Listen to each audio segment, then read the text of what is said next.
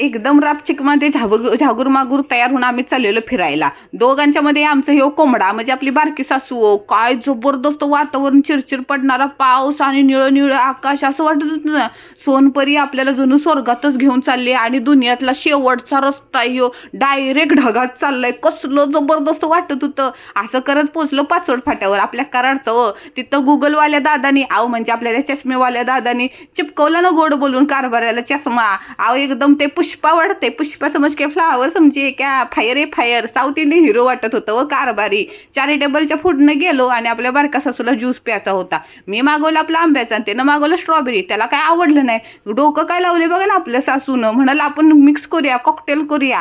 आणि लय कसला बेकार लागला बघा. तसं करत कृष्ण कोयना संगमच्या पुढे गेलो आणि मी टाकली स्टोरी गोटू भुर्र म्हणून. आणि ती बघितली नंदुबाईनं. नंदुबाई चाला फोन, जिथं आहे तिथं थांबा, आम्ही येतोय आत्ताच्या आत्ता.